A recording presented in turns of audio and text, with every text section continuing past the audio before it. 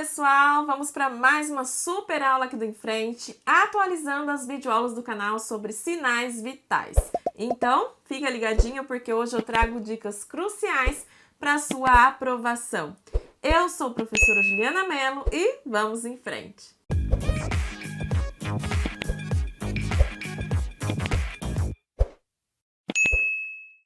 Bom, pessoal, como eu falei para vocês, hoje nós vamos falar sobre sinais vitais. Esta é uma aula introdutória e depois eu trago mais conteúdos para você sobre este tema.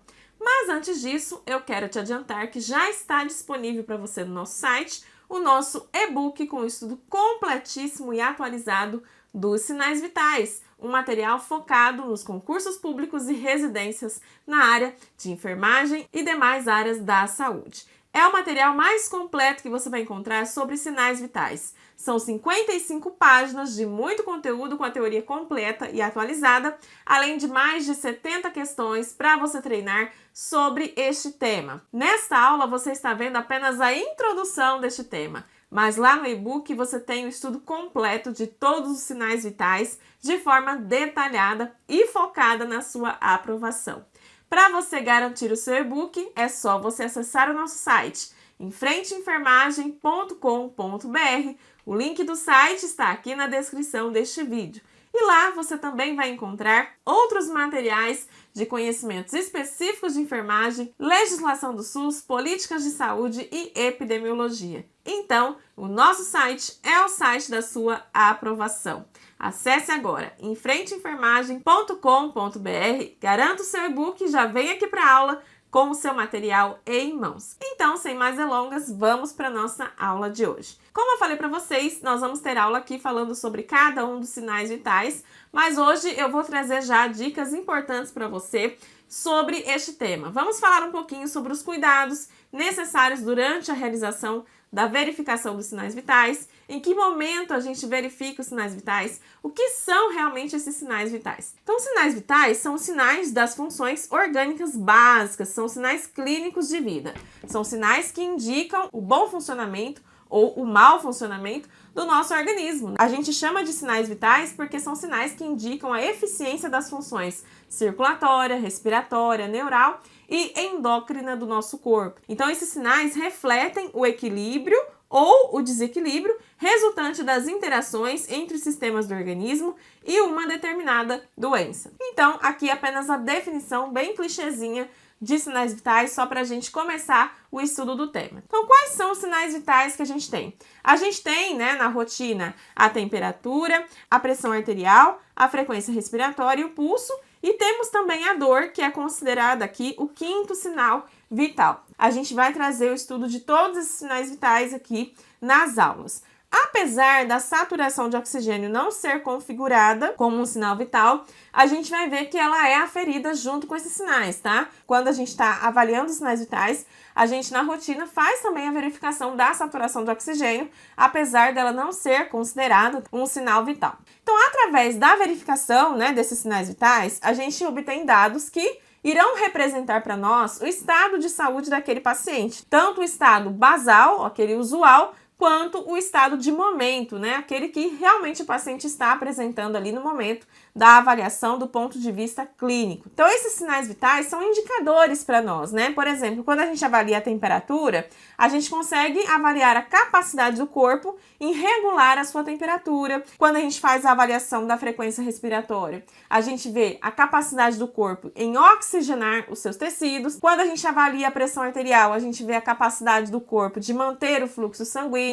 Então, através desses sinais, a gente obtém os indicadores necessários para a gente conseguir realmente identificar a condição daquele paciente. Então, quais são os objetivos da avaliação dos sinais vitais? Para que a gente avalia sinais vitais? O objetivo é basicamente de estabelecer os padrões basais, observar as tendências, identificar problemas fisiológicos e monitorar a resposta do cliente ao tratamento, bem como avaliar a função hemodinâmica. Então, a gente consegue aqui estabelecer os padrões, e quais são as tendências que a gente pode ter naquele paciente, tá? Por exemplo, quando você vai administrar uma digoxina, você pode ter ali uma queda da pressão arterial daquele paciente. Então, depois que você fez aquela administração e teve a queda da pressão arterial do paciente, a gente vai fazer uma avaliação novamente para rever ali o que aconteceu nesse processo. A gente sabe que os sinais vitais podem ser alterados, né, por uma variedade de fatores. A gente pode ter alterações dos sinais vitais por conta de doenças,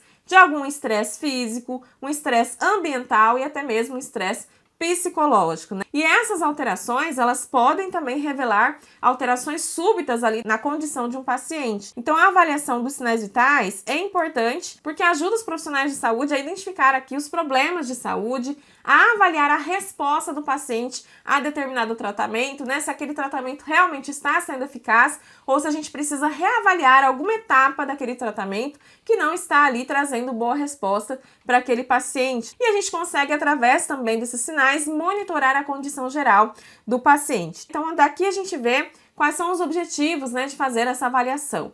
A avaliação dos sinais vitais também pode ser usada para determinar o diagnóstico de enfermagem, para planejar o tratamento, né, implementar as intervenções e também definir os resultados esperados. Então, a enfermeira pode usar também esses dados na elaboração da sistematização da assistência de enfermagem e na implementação do processo de enfermagem. Vamos ver agora quais são os cuidados que a gente precisa ter durante esse procedimento, de acordo com a referência principal que a gente tem de enfermagem, que é Potter e Perry. Nós temos aqui alguns cuidados necessários durante a verificação dos sinais vitais. O primeiro deles é analisar os sinais vitais para interpretar seu significado e tomar decisões sobre as intervenções. A gente não vai simplesmente ir lá, verificar a pressão arterial do paciente, anotar no prontuário e tchau, ponto final. Não, a gente vai pegar esse dado que a gente aferiu e vai fazer uma análise, tá, desse sinal vital para interpretar o seu significado. Todo dado que a gente coleta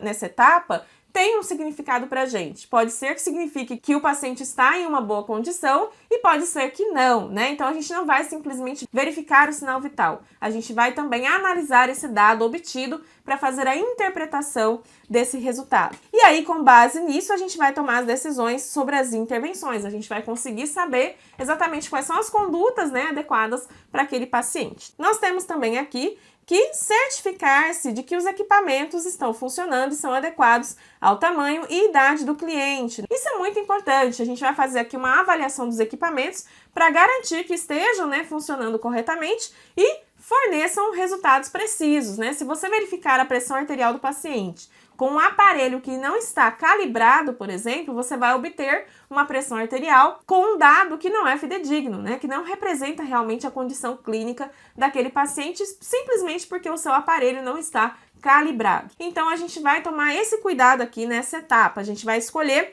um equipamento que esteja em boas condições e que seja também adequado com base nas condições e características do paciente. Então, a gente não vai, por exemplo, usar um aparelho de pressão arterial com um manguito de tamanho adulto em uma criança, né? A gente vai ali usar o aparelho adequado para a idade e para a condição daquele paciente. Nós temos também aqui que conhecer a variação usual dos sinais vitais do cliente. Esses valores usuais, né, basais do cliente, podem também ser diferentes daqueles valores que são aceitáveis para aquela idade ou estado físico, mas para aquele paciente está normal. Você pode ter algum paciente que, de repente, você considere aquele valor de pressão arterial elevado para a maioria da população, de acordo com as diretrizes, mas para aquele paciente está normal, porque é o valor usual, é a variação usual do sinal vital daquele paciente, tá? É o valor basal dele. Então, é importante a gente conhecer essa variação usual, porque esses valores servem aqui como uma base para a gente fazer a comparação com os resultados que a gente vai obter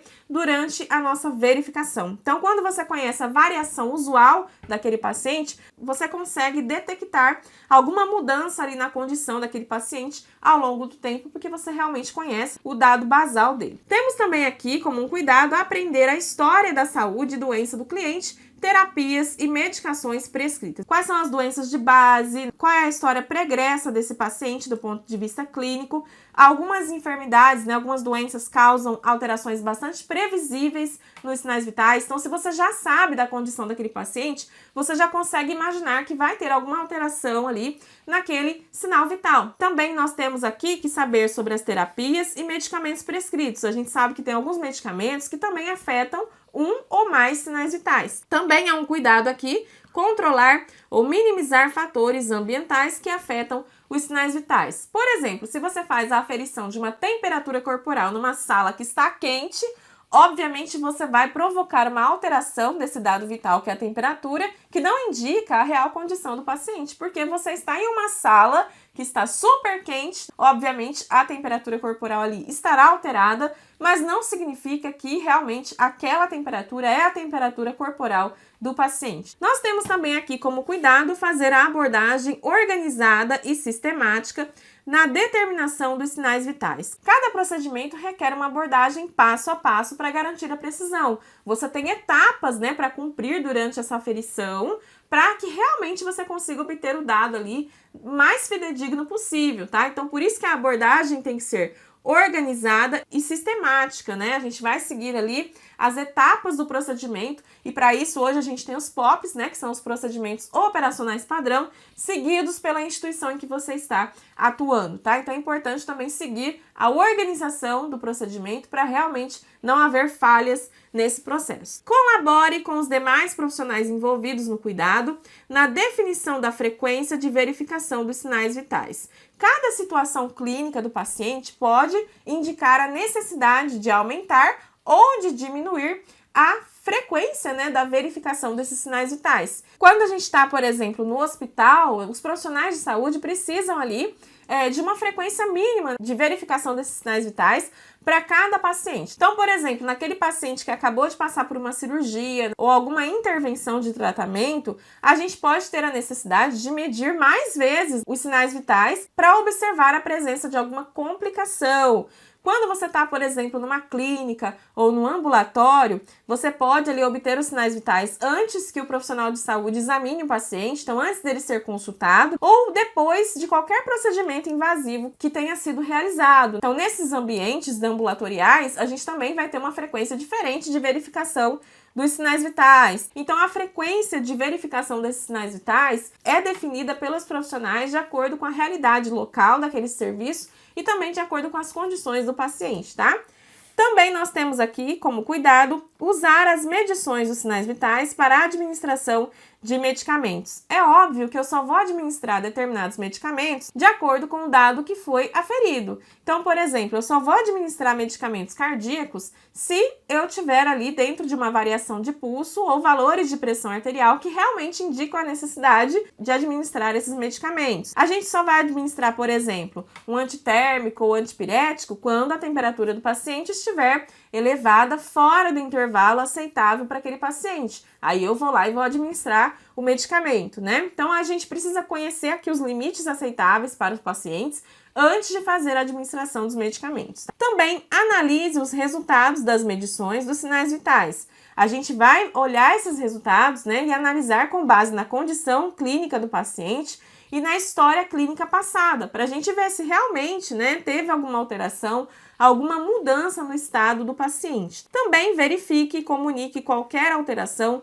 dos sinais vitais. De que forma você vai fazer isso? Você vai comunicar o profissional que está de plantão, o enfermeiro ou um colega de trabalho, para que esse profissional, por exemplo, faça novamente a aferição desses sinais vitais para poder comparar. Também você vai registrar esse dado no prontuário, nos documentos do paciente, né? É uma forma de você estar comunicando essa alteração e também na passagem de plantão, obviamente, tá? Então, basicamente, esses são os cuidados, né, que a gente precisa ter durante o procedimento. Em que momento a gente vai verificar os sinais vitais? A gente tem também os momentos certos para fazer isso, beleza? Nós vamos verificar os sinais vitais na admissão do paciente aos serviços de saúde. Então, o paciente, no momento em que ele é admitido, a gente faz a aferição dos sinais vitais. Por quê? Porque a admissão é o ponto de partida. É a forma que o paciente está chegando para você ali naquela unidade. Então, nós vamos ali verificar os sinais vitais, já registrar na admissão, para que a gente possa comparar depois esse paciente na hora da alta ou no momento em que ele sai do serviço de saúde. Principalmente aquele paciente que está internando, a gente vai conseguir acompanhar ao longo desse processo se houve alguma alteração na sua condição clínica, né, no seu estado de saúde. E para isso a gente vai usar como parâmetro aquela primeira aferição de sinais vitais que foi feita ali do momento da admissão. Também nós vamos fazer a mensuração quando avaliar o cliente em visitas domiciliares. Então, Então, mesmo nos atendimentos domiciliares, a gente faz, né, a aferição dos sinais vitais. No hospital, a gente vai seguir o esquema de rotina, conforme prescrição do prestador de cuidado da saúde ou os padrões de prática do hospital. Também antes e após um procedimento cirúrgico ou algum procedimento diagnóstico invasivo, justamente para monitorar as complicações, tá, que esse paciente pode ter. Antes, durante e após uma transfusão de sangue e hemoderivados, a gente sabe que o paciente pode ter uma série de reações aqui durante esses procedimentos, então é importante a gente monitorar os sinais vitais. Antes, durante e após a administração de medicamentos ou terapias que afetam as funções de controle cardiovascular, respiratório ou de temperatura. Como eu falei para vocês, alguns medicamentos, alguns tratamentos podem provocar alteração aqui do sinal vital do paciente. Então é importante também a gente verificar antes, durante e após, tá? Esses procedimentos. Também vamos verificar quando as condições físicas gerais do cliente estão alteradas. Então, se o paciente, por exemplo, perdeu a consciência, tem uma maior intensidade de dor, a gente vai novamente fazer a aferição dos sinais vitais, tá? Diante de qualquer alteração da condição física desse paciente, a gente faz a aferição. Também antes e após intervenções de enfermagem que influenciam os sinais vitais. Então, por exemplo, antes e após a deambulação de um paciente que anteriormente estava em repouso no leito, a gente vai verificar os sinais vitais, porque a hora que ele sai do leito, né, e ele deambula, ele pode ter alguma alteração desse sinal vital, tá? Então, a gente vai verificar antes e após, tá? Também antes e depois do paciente fazer algum exercício de amplitude de movimento, de repente o paciente vai passar por um atendimento da fisioterapia, né? Vai fazer movimentos, então a gente faz a aferição antes e depois, justamente para verificar a condição daquele paciente e monitorar. E também vamos aferir quando o cliente informa sintomas inespecíficos de aflição física. Então, por exemplo, o paciente fala para você: hoje eu tô me sentindo estranho, tô me sentindo um pouco diferente. Então, ele está trazendo para você um sinal de alerta. Ele mesmo está entendendo que algo não está normal. Então, nesse caso, a gente vai aferir o sinal vital, porque ele está trazendo um sintoma que é inespecífico. Ele pode estar realmente apresentando alguma alteração importante, mas ele não sabe verbalizar isso. A única forma que ele tem de dizer é falando que ele está se sentindo diferente, estranho naquele dia, tá? Então, esses são os momentos que a gente faz a aferição dos sinais vitais. Então, nesta aula, nós vimos apenas uma introdução